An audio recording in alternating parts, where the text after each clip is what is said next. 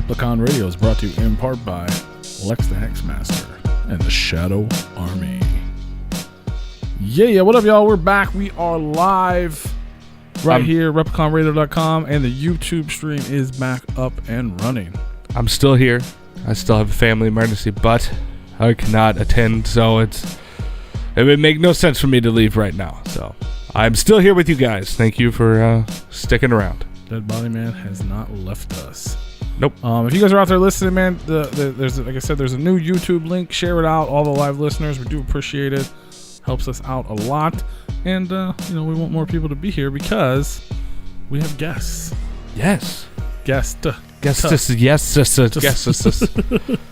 But yeah, so yeah, if you guys are listening, share it out. Let people know we are live. We are doing the thing. Tell your people, tell your friends. Join us in the chat room because we are here with a very special guest. Give it up for Scarecrow Hill. What's up, bro? What's happening, guys? How are you? We're doing good, man. Actually, this is Tyler, one of the members from Scarecrow Hill. You are not the entire band, but no. You are representing he is not the band. Scarecrow nor the Hill. He is somewhere in between. Well, we don't know that. We don't know that. He may be the Scarecrow. I'm speculating here. I don't know. But welcome, man. Welcome to Replicon Radio, man. Thanks for hanging out with us. Yeah, man. Thanks for having me. I'm stoked to be doing it. Hell yeah. So, are you the Scarecrow or are you the Hill? I am the least important person in the band. I'm just the singer, man. He is the. That's this one. He's either and or the. Like, that's one of the strangest things I've ever heard. He's not the Scarecrow. He's not the Hill, but he can be Scarecrow. He's the and or the. But he's the front. He's the front man. He says he's the least important, but he's the front man. So he's being humble. He's a humble Scarecrow. So he's technically, if he's the front man, he could be the Hill because he's the whole basis of it. That would be the bassist would be like the bass player and the drum. No, I know not the bassist. The backbone. Like not the bassist with a T, like the bass. Well, you know what? We're gonna find out. We're gonna get into it. We're gonna get to know him right now. I just want everybody to know. So yeah. So I guess first of all, you are, as you mentioned, this is Tyler from Scarecrow here. You are the vocalist. And then there are other members of the band that are not with us tonight. James, Jay, Joel, and Lanny. Is that correct? No. Those are old members. Old members. Well, good. We'll get it. We'll get into that. Let's talk about who is in the band currently, and then we'll go back in time. We'll update this Wikipedia page and right learn now. The story. No, that's good because there is a story here that I don't know. We're gonna learn it. Oh God, yeah. Scarecrow Hill is it's me and Joel, and then we have Dom, Brendan, Joe, and Nikki. Awesome. So whole new cast of characters, but they're not the characters that I mentioned except for two of them. And we're gonna learn all about it. So you guys are from Massachusetts, right? Yep. And Plymouth, Massachusetts. And I really don't know where to begin, but so you guys have been around for a long time and also are just getting started. Yeah, that's a pretty good way to put it, man. We came out in 2003 originally. Went with it for about 14 years. And then we took about a 5-year hiatus. And we've been back out and about for about a year and a half now. That's crazy. So going back, like, I don't know if you've listened to the show before. We like to get to know people. We want to know kind of how it started. And you're the only one here tonight, so we're gonna hear your side of the story, I guess. So just growing up in Plymouth and leading up to forming the band and the band becoming what it is in 2003, like. Who were you? Like, what was influencing you? Were you a big rock guy? Were you into hip hop? Like, what was your first taste in music? Like, what were you kind of growing up to, like, as a fan, which led you to start writing or be a singer? If that's even how the journey went, like, how did it all kind of get started for you? So I was kind of a mix of both. Like, my parents, old school classic rockers. Man, I grew up Zeppelin, Skinner, all the greats, and I always loved it, and I loved playing drums and doing the rock thing. But I grew up, more of a city kid. I grew up on Tupac and Biggie and all the great rappers. And right around 12, 13 years old, when records like Most Faithless were coming out, we were like, oh well, damn, okay, we should do that. And it just kind of took that natural progression of being a hip hop fan, but kind of a rock guy. So like we just tried to figure it out and ended up doing the whole kind of new metal rap rock thing, and started there. Started real young. Hell yeah! So you at like 12 or 13, you even got into like the Juggalo stuff with Twisted and ICP and all that too. Oh yeah, definitely. That's dope. So you were starting this band. Was it Scarecrow Hill? Were you how did like the whole band? Were you originally a singer, or were you trying to play guitar or drums? Like how did I was the drummer originally. Joel and I, our bass player Joel and I, started bands together when we were like 12, 13 years old, and usually like terrible punk rock stuff that 13-year-olds would try to play. And I was just a drummer, and I eventually just got kind of tired of firing singers and ended up taking over vocals for our band. But, fuck it, I'll do it myself. Right. Yeah, pretty much, man. Pretty much. That's what's up. So you guys are just, obviously normal kids wanting to start a band, doing the punk rock thing. What did you guys start as Scarecrow? Like, what were some of the different? Was it always Scarecrow Hill, or what was some of the different entities with you and Joel kind of before you settled? Oh God, no. We probably had 20 different versions and 20 different names until we had both pretty much just turned 18 when we decided on Scarecrow Hill and the kind of direction we wanted to take it in. When you had bands like Korn and Limp Bizkit and Papa Roach, and everybody was so huge, and we were like, man, this mixes everything we're into. Like, we love the heavy metal, we love the classic rock, we love the hip hop. Like, these cats are out here doing it in this whole way that was just so new to us and so badass. And then even guys like Twisted were doing songs like We Don't Die, and these huge rock elements in these hip hop songs. And we were like, all right, well, what if we just kind of flipped it a bit, and like we put the hip hop elements that we love, but in these hard rock and metal songs, and kind of took it from there. So yeah, since we were about 18, we've been in Scarecrow Hill. Dope. And so when you guys decided on that name, like, what was it like? Where did that name come from? Was it like something you read about, or was it something to your area? No, actually, it was my mom. My mother we were a group called Standing Room at the time, and we had a song. I'll use that term loosely. A song we were trying to write, and the song was actually called Scarecrow Hill, and it was we had used it as like a metaphor. It was like Scarecrow that's like supposed to be a warning, like stay out of here. It keeps you out of a certain place, and like hills it's a climb. It's something you got to do. So Scarecrow Hill to us was like a metaphor for trying to overcome obstacles to get into the music business. And when my mother she saw the lyrics of the song, and she was like, "Wow, Scarecrow Hill, like that's really cool. I dig that. Like that'd be a great band name." It's like, no, you're right though. So we switched the name to that and been going ever since. Hell yeah! Shout out to Mom, all day. Yeah, right.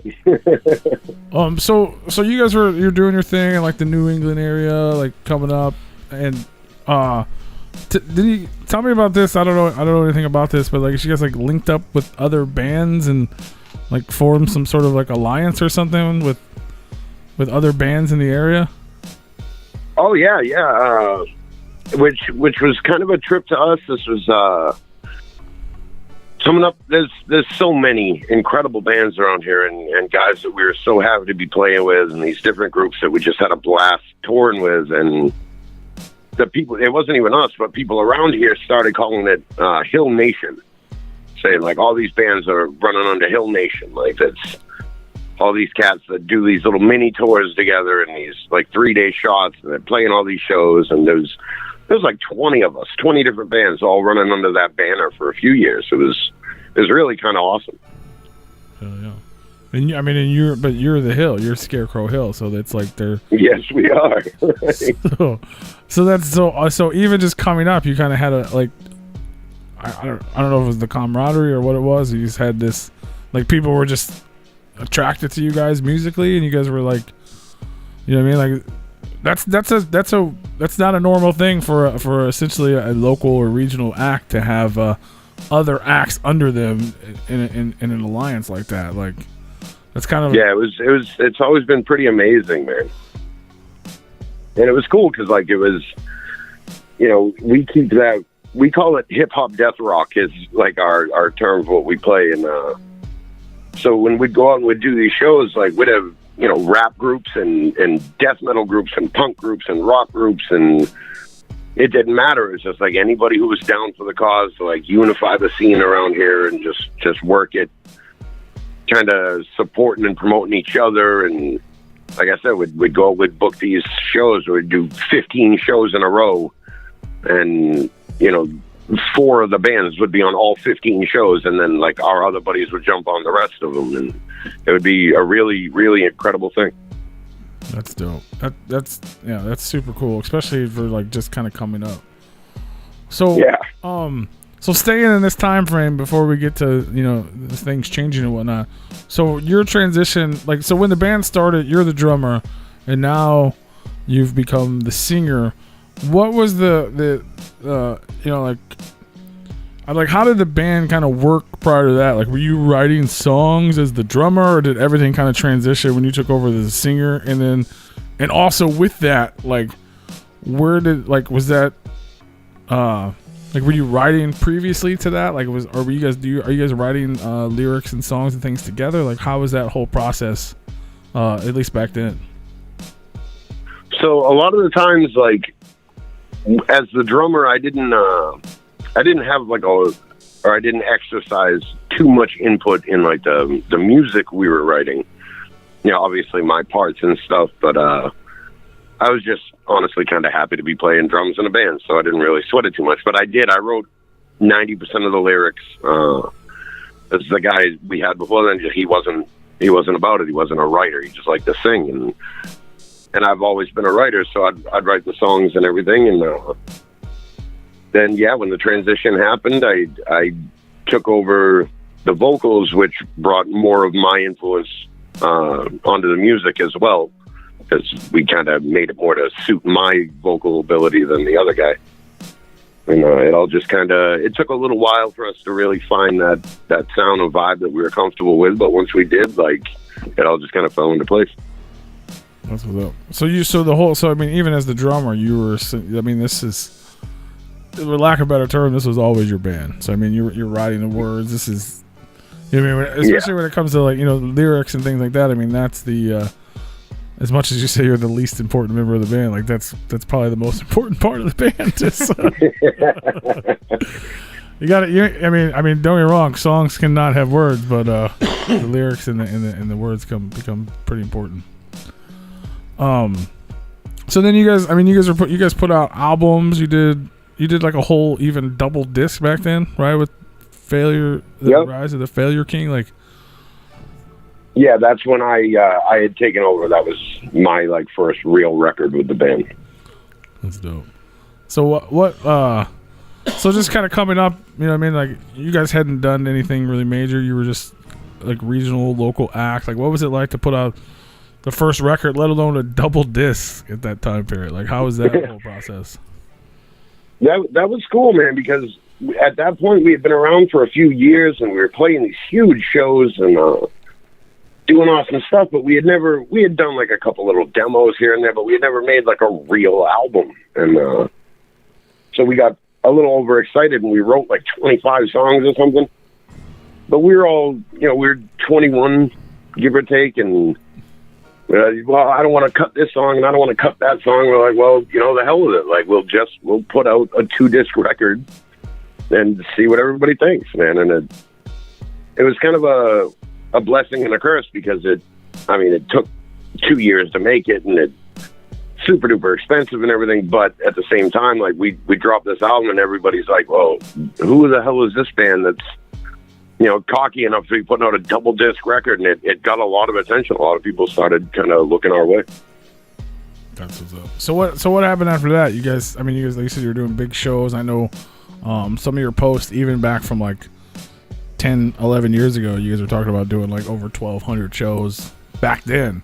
So obviously, like, oh yeah, were you guys linking up with some of the big bands and like going out on the road? Like what was happening in that time period? And when did that? Like what year? Just for everybody tuned in who's not, like what time frame was that? Like when did that record come out, and when was this all kind of just getting moving?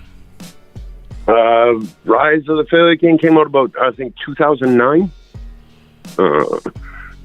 And yeah, at that point we were getting on some of the bigger festival shows, and we did a few gigs opening up for, I mean, everybody from Twisted to Alice Cooper, just jumping off whatever promoter we could find or whatever venue we could find that had these bigger shows, would just kind of hound them and harass them until they gave us what we wanted, and get into these bills. And, you know, we had a real solid following and a lot of people that were really awesome and supported us hard. So we had a lot of good opportunities to get out there and play some incredible shows. We did a few dates on the Strange Noise tour with Tech Nine and Cottonmouth Kings and stuff, and we had a lot of fun, man. It was a blast.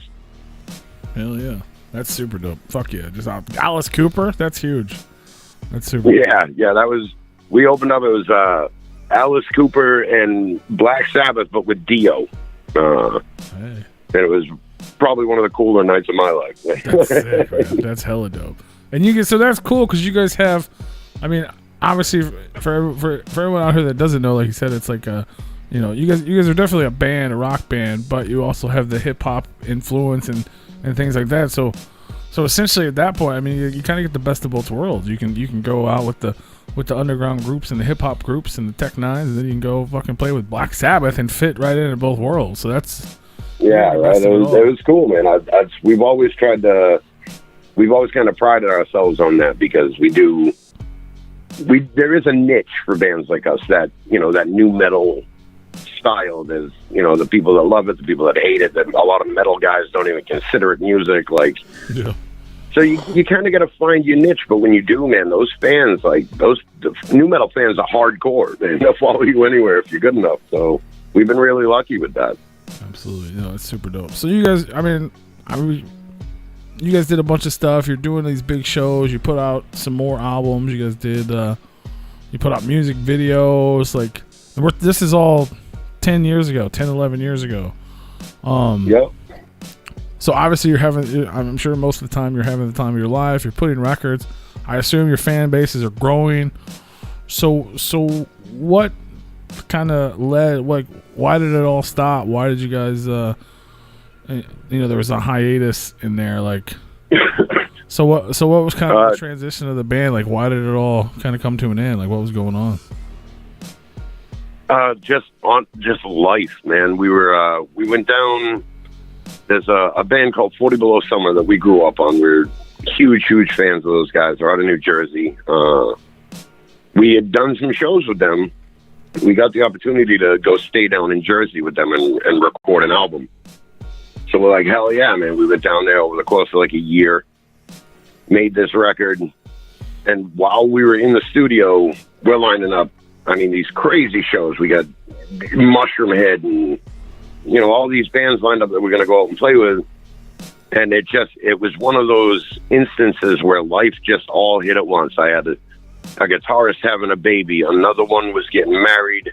A drummer who had to move away for work. And it was just all this crazy stuff just hit all at once. And it seemed like for pretty much everybody but me and Joel, it just seemed like the worst possible timing to be in a band that was on the brink, you know, because we weren't there enough to say like, oh, it's going to be okay, we can take these risks, but we were too close to want to give it up too. Like, but unfortunately, you know, guys got to do what they got to do. So we had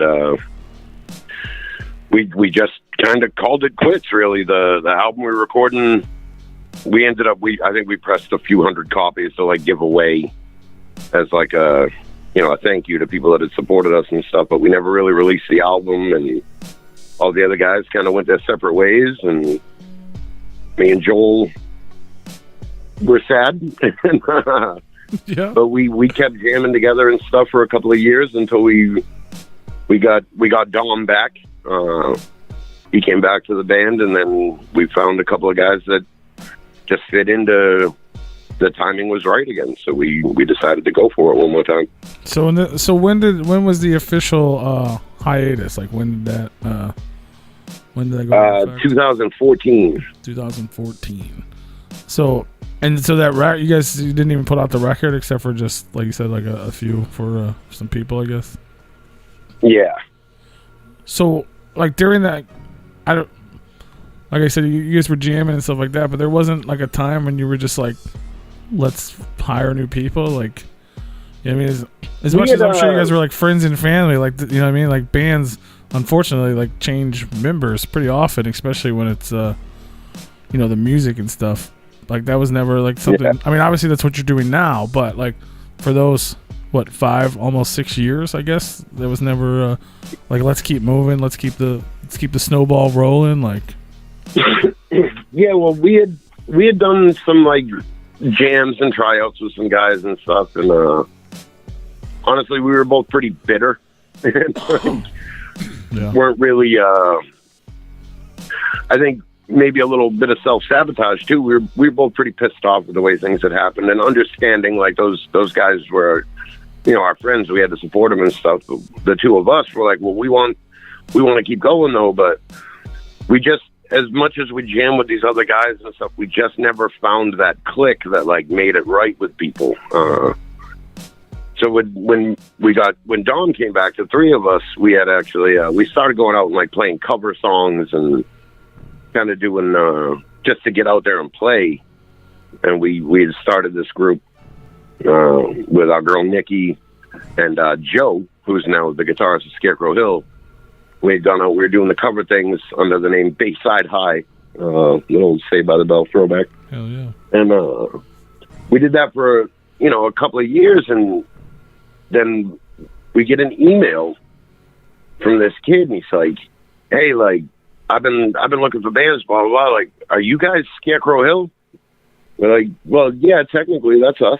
And I play drums, man. Like, I'd love to come up and jam with you guys sometime. And we're like, all right, we'll give it a shot. Like, we'll see. Because we had kind of been burned at that point. We're like, we're not really sure if we're going to ever do the Hill thing again. And it ended up Brendan Casel, man.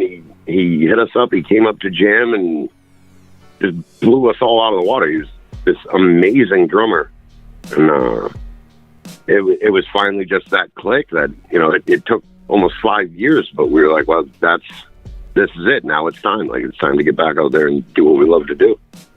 Hell yeah. So essentially in that moment, you're like, all right, we're bringing it back, boys. The boys are back in town. The band's back together. Like, let's do it. So like, how was that? Like, we're gonna do it again. Was it like started from scratch? Like, were you like, we have these tracks that we never released?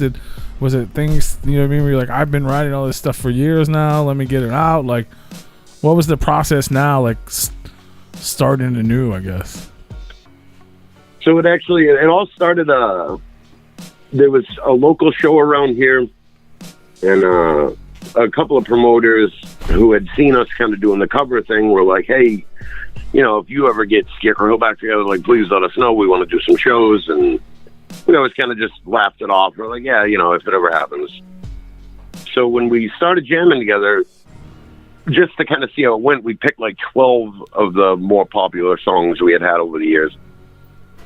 Taught them to the guys, kind of relearned them as a band, just to like get the set flowing and everything. And there was a local show around here that was putting out an ad. It's like, hey, we need a band.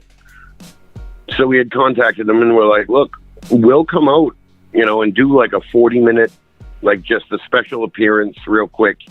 We haven't played out in almost 5 years at this point. Like, if it's cool with you, we'll jump on this bill, and you can just do us like a special guest. Like, we don't have to be like a big deal or anything. And the show absolutely packed, and it was a great time. We had a blast. And then after that, the emails and the Facebook messages, and it all started flooding, and people were like, hey, come play this show, come play this show, come play this show. So like, well, I guess it's not going to be like a one-time deal. We'll go out, we'll play some gigs. And that went well enough that, I showed up to rehearsal one day, and they were like, hey, we wrote a song. Like, wait, what? So we're writing now, okay. And about 6 months later, we had a whole album written. So we decided to, all right, cool. We'll go in and we'll record and we'll put out a record. And now we're here. Hill Nation was waiting for you. Yeah, it kind of seemed that way, man. It was really, really an awesome, the support and the love. After 5 years, like we're not Twisted. We're not Korn. Like we are just a regional band. So after 5 years off, we fully expected to come out and people just not even care and just I heard about those guys once, whatever. But we came out and there was so much love and so much support. They were like, "Well, this is amazing, man. This is why we did this in the first place. Like, let's keep going with it. Let's see what happens this time around."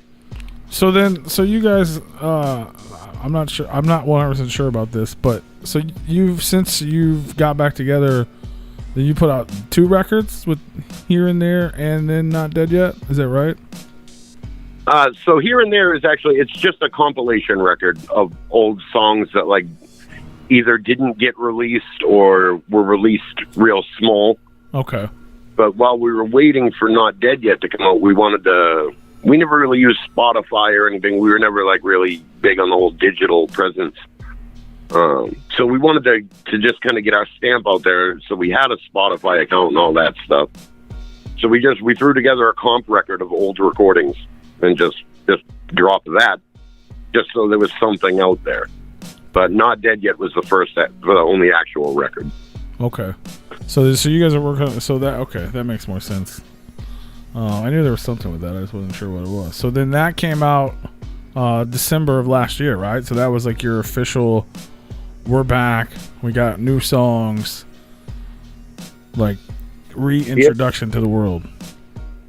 Yeah, pretty much. Which is why I said earlier, so you've been around for a long time, 2003, but you're just getting started as of December 2020, because it's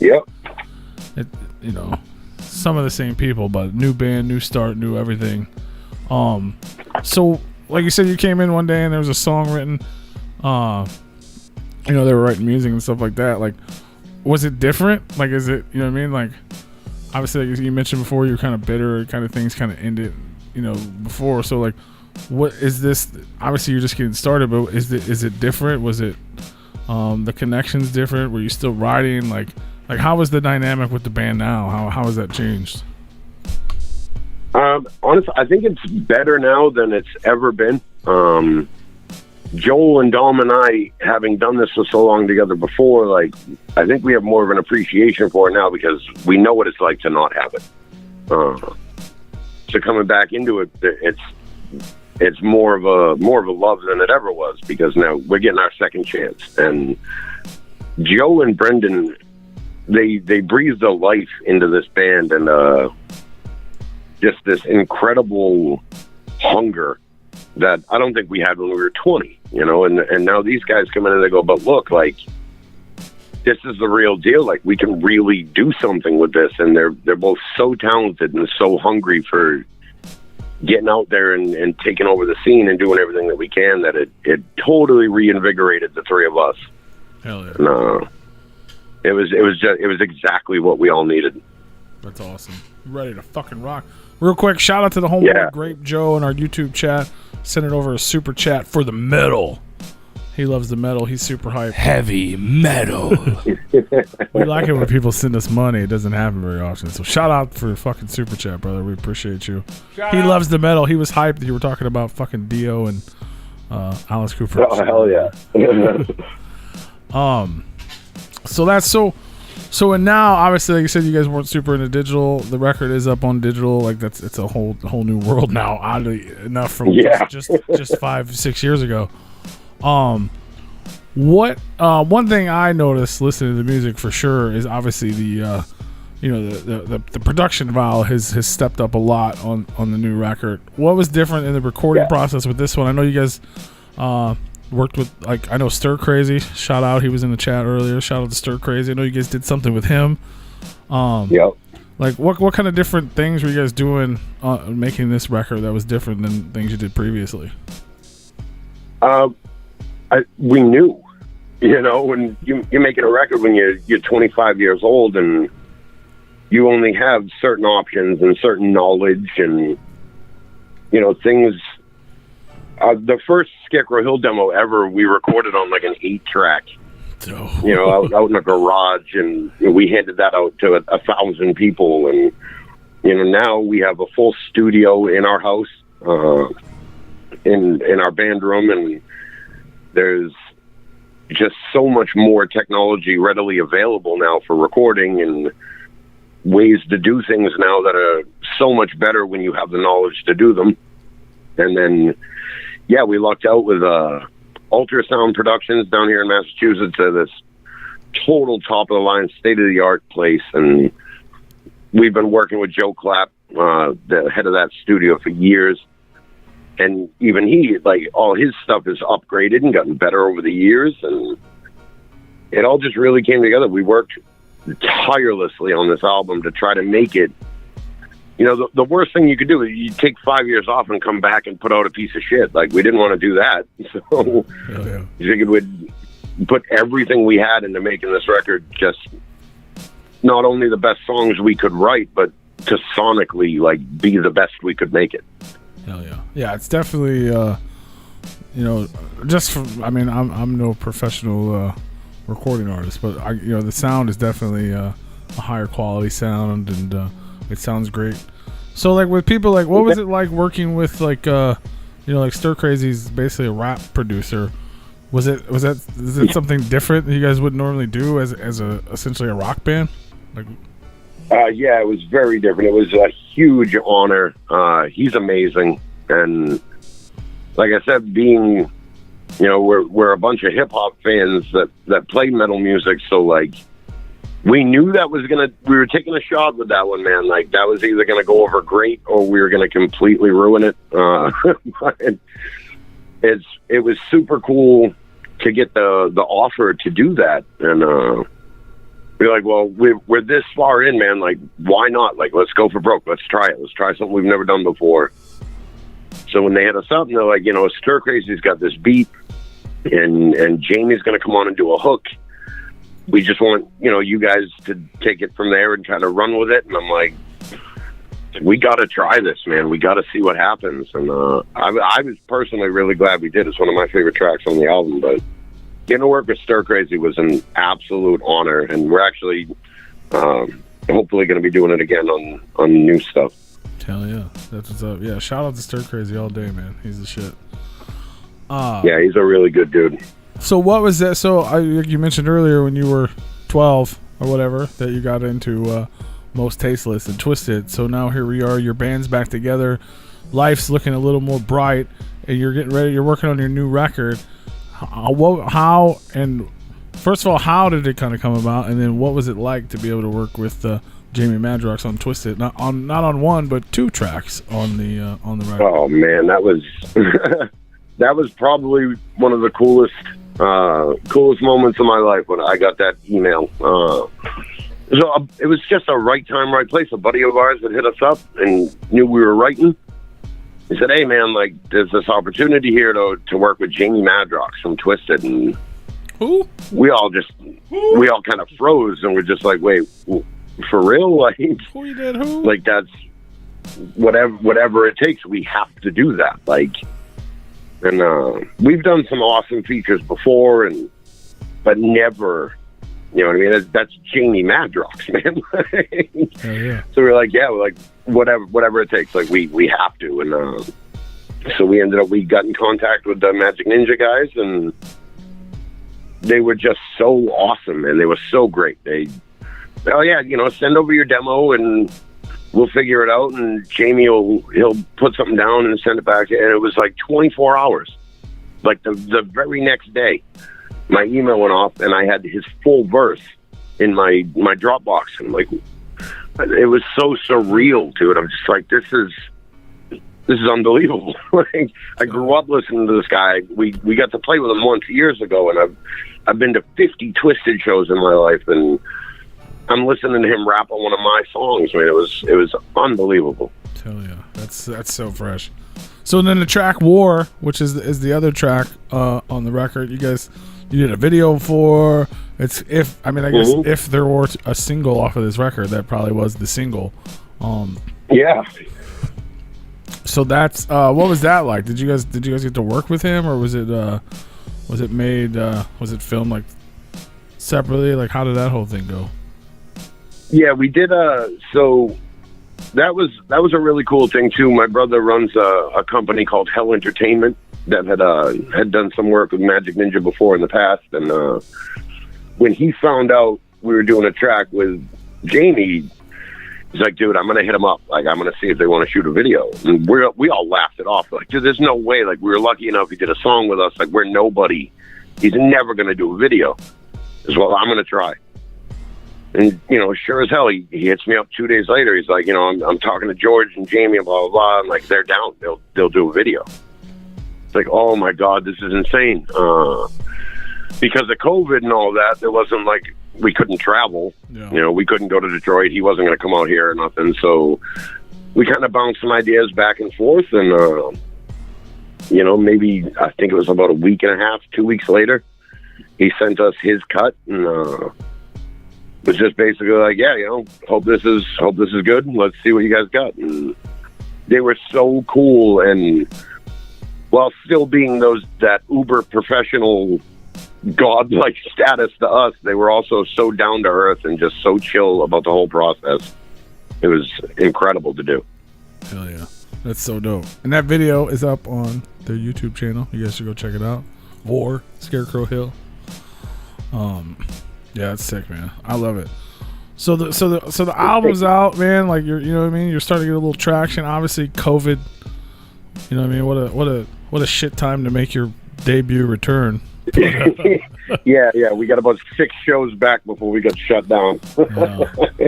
But I mean, it is what it is. But it's still dope. I mean, I can only assume like you guys are, the record's doing well. People are starting to catch on and learn about you guys. More people are finding out about you. We found out about you. I didn't know about you in 2003. Yeah, no doubt. So you guys. Yeah, the record's doing great, man. I spent my morning today. We got a bunch of orders for CDs out in Brazil and the Philippines, and I spent my whole morning today at the post office. The record's doing amazing. That's awesome. That's a great place to be as an independent artist, is the damn post office, for sure. Yeah, right. So obviously we don't know what's going on with touring and things like that, but you're back. You're officially back. The record's out. You're a band again. Like, the past is the past. You started anew. The phoenix has risen. What's next? I know you said you guys are already working on something. Like, what is your trajectory for Scarecrow Hill? Like, what's the plan? We are currently back in the studio. We are doing a follow-up, like a sequel. Really, we're doing a second album to coincide with Not Dead Yet, and we're working hard, man. We're trying to do it again, trying to make another great record and get it out there. In lieu of being able to tour or doing anything, we're like, well, we don't want to stagnate or waste any time, so we're gonna get right back to it. And we've been writing like crazy and recording demos and stuff, and we're hoping to do another album. By the end of this year, beginning of next year, we'll have another record out. We just did a song. Our first single off this new batch will be coming out in April, and it actually features Jared from Head PE.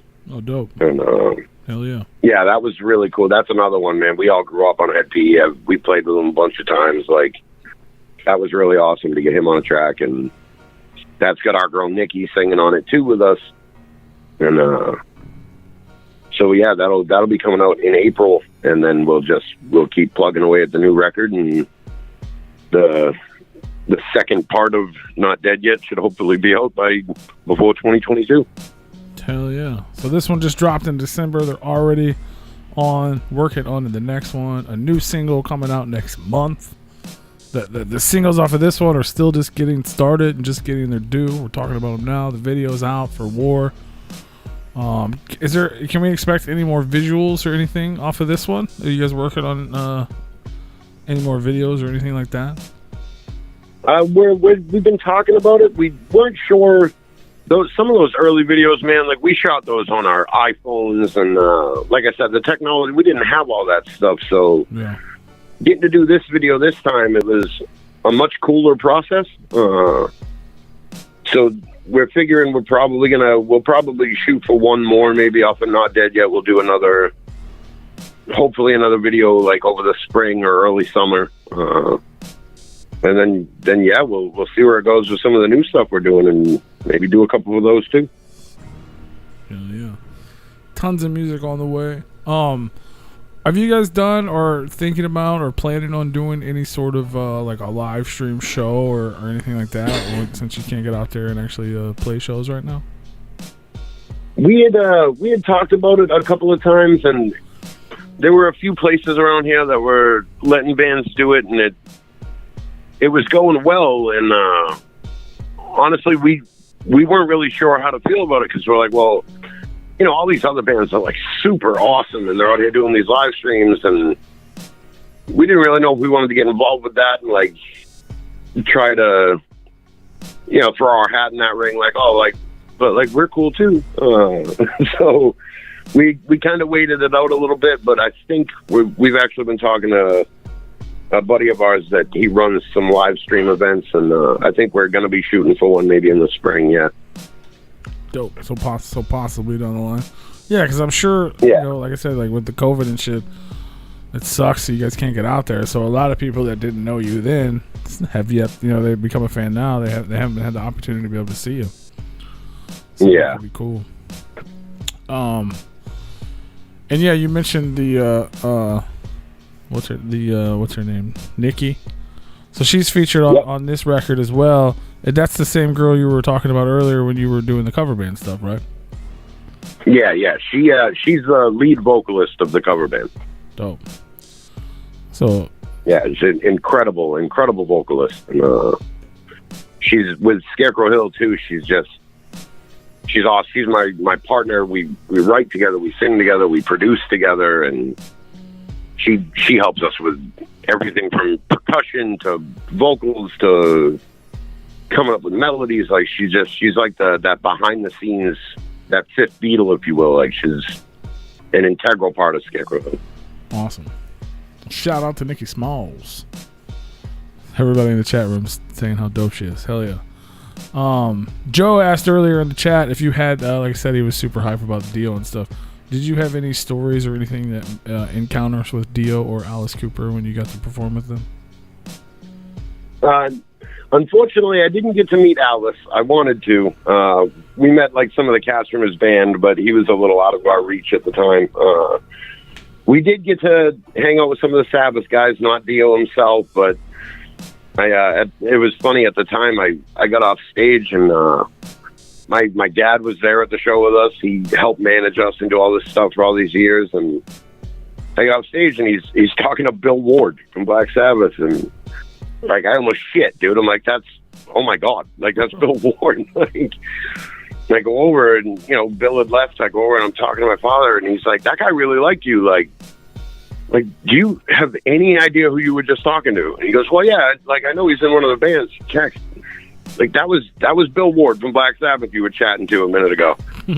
And it took him a second to realize, like he was so just enthralled by the conversation, he hadn't realized who he was talking to. And after that minute where he got that moment of clarity, he was just like, oh my god, like there's a million things I would have said to him if I had realized at the time that's who I was talking to. Like, it was a real surreal experience to, you know, I get off stage and my father's sitting there with one of the guys from Black Sabbath, and I'm just like, this is, man, what a far cry from doing punk rock covers in my garage back in the day. Like, all right.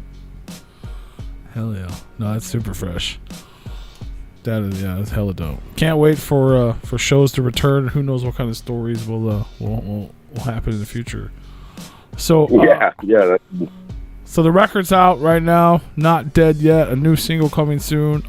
You guys you got physical copies? You got merchandise? You got shirts? Like, how can people? Oh yeah. We get a hold of it. We do all that stuff. Physical copies. I mean, for the most part, it's just anybody that wants to contact us via Facebook, Instagram, Twitter, anything. We'll work out. We're so grateful for the support. Like, we don't mind shipping out CDs as often as possible. We do sell for anybody that wants to like help money wise and stuff. We do sell CDs and T-shirts and everything at hellentertainment.com. And then other than that, the digital stuff, I mean, it's everywhere. It's everywhere from, Spotify, YouTube, all over the place. But yeah, anybody that wants to contact us, be it through hellentertainment.com or any of the Scarecrow Hill pages, we'll ship all over the world, man. We don't care. Hell yeah. Go buy some shit, man. Support the band. Support the band. All you guys listening, shout out. So I got a few more things. If anybody has any questions that's tuned in live right now, just we're on YouTube and we're at repliconradio.com. Just leave it in the chat room, and I'll make sure to get your questions. I do have a little playlist. Just some tracks off the record that we're going to play when we're done here for everybody tuned in, not on YouTube. But I just wanted to go over the list with you to see if you had any fun stories or tidbits or things you wanted to say about the actual tracks themselves. All right. First up, I got War with Jamie Madrox. Hell yeah. So we were talking about that. That's our good one, man. That's our baby. Hell yeah. So we're gonna start with that one. Then we got Not Dead Yet. Excellent. Title track. Hell yeah. So that one we're gonna bump that one. And then again with the Stir Crazy and Jamie Madrox on Truth Be Told. It's one of my favorite ones, man. Hell yeah. They're dope. These are all dope tracks. They're all off of this record. So if you like any of them, go buy it and support it.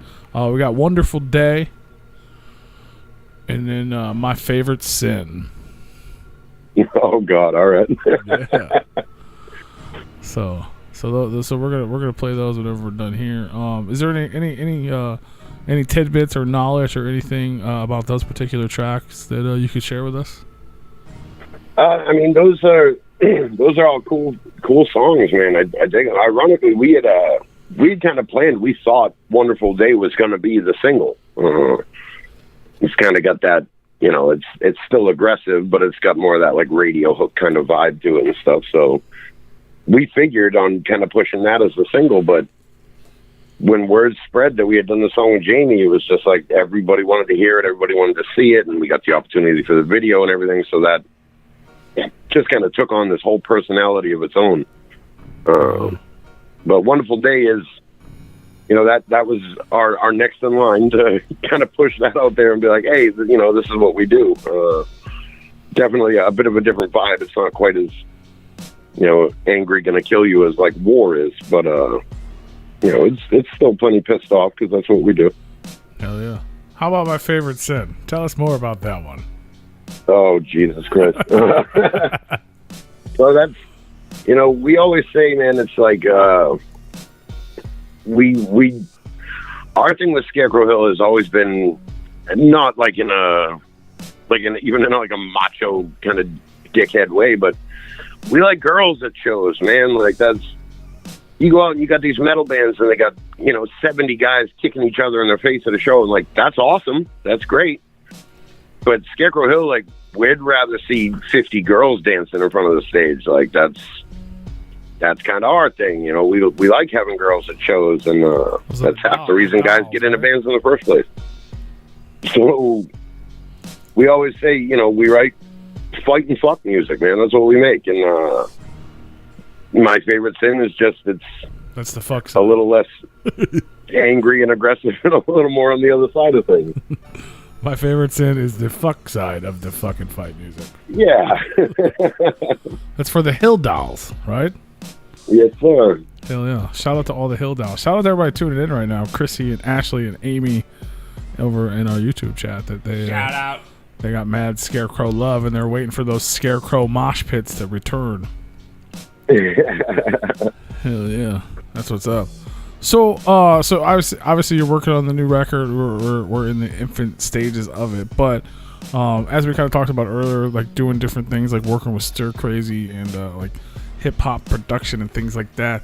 Can we expect more things like that, or other type of like let's try this experimental ideas from the band on the future project? Are you guys gonna like dig into more of your hip hop influences, maybe, or? Oh, definitely. We're already working on details to do hopefully at least one more track on this one with Stir Crazy, and we've been really kind of trying to figure, because as much as we are doing, it's like I guess, for lack of a better term, it's like a sequel to Not Dead Yet. We don't want it to mimic Not Dead Yet either, so we want to try to branch even further, try some new things. We're trying our hands at some different instruments and whatever little kind of dynamics we can bring into things, as well as the other side too. We're trying some things that are a little heavier, a little more aggressive than we've been before. The song we have coming out with Jared is actually, it's a full step down. We tuned down further than we ever have for that song, and it's got a much more, the music is much more metal, whereas in, it's Jared and I, so it's a very hip hop based song. But we're kind of trying to take that sweet spot we found on this record and explore it even further. Hell yeah. And hopefully, we'll get some more cool people to work with us. I've been kind of relentlessly hounding to try to get Monoxide to do a song with us. He doesn't really seem into it, but I'm going to keep trying. Yeah, Jamie's definitely the rock guy, but yeah. Yeah. Hell yeah, that's. But dope. we'll see. We'll see what we can pull off. Hopefully, it's as good as people seem to think this record is, which has been really amazing. That's awesome, man. I'm excited to hear. I'm excited. So like this is only the new beginning. I'm excited to hear what you guys have in stores, and if this is where it starts, God only knows where it'll end, because it can only go up, and that's super dope to hear. And I'm glad you said that you got the hip hop Jarrett, because sometimes you can get the metal Jarrett. So that's nice to hear. Yeah, no, he went pretty old school for us on this track, which we're really excited about. Yeah, that's sick. I love hip hop head PE, but I mean I like the punk rock roots, but sometimes I'm getting old. So yeah. Yeah, that's when we talked about it, we got the opportunity, and that was one of the things we talked about too. We were like, well, this is Jared. Like, we have no idea what we're going to get. He could come on here and do a 30-second punk rock screaming verse, or he could come in, like Waiting to Die and Pac Bell and like do these crazy hip-hop songs, and we're like... Hip-hop, it could be reggae, it could be metal, it could be The Clue. Yeah. You never know what's going to show up. So we figured, you know what, like, we're going to give him the track, and whatever he does, we're going to go with it. just be happy that he agreed to do it. He was super cool. Hell yeah. Really, he was pretty hands-on with it all. He was really, really just down to earth, and it was awesome to work with him. Fuck yeah. That's dope. I can't wait to hear it. I can't wait to hear what more you have in store for sure. I do got one more question for you, because we asked all of our guests the same shit. But let everybody know where they can find you, where they can follow you, where they can stay in touch, so they don't miss out on the new single and the new record and anything else you guys got going on. Make sure they know where to find everything Scarecrow Hill. Yeah, right on, man. Like every other band, we're on Facebook, Instagram, Twitter, YouTube. We got the Spotify, iTunes, Apple Music. Where anywhere you find a band begging for attention, man, we're there too. I promise. OnlyFans. Come find us and keep up on shit. Hell yeah, that's what's up. Make sure you guys go follow him, man. Scarecrow Hill. So I do got one last question. If anybody else has anything, get it in the chat room now, or you're gonna miss out. But essentially, man, you got 3 records that either inspire you as a man, as a writer, as an artist, whatever it may be. It's the one you cry to when you're sad, or the one you punch the wall to when you're mad. Whatever it is, just 3 records, 3 albums that you just could not live without. What would they be? Oh God.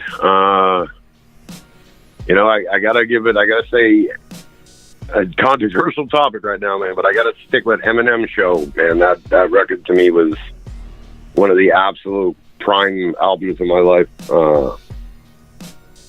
And then, God, I'd say Antichrist Superstar by Marilyn Manson. That was a huge, huge influence on all of us musically. Hell yeah. And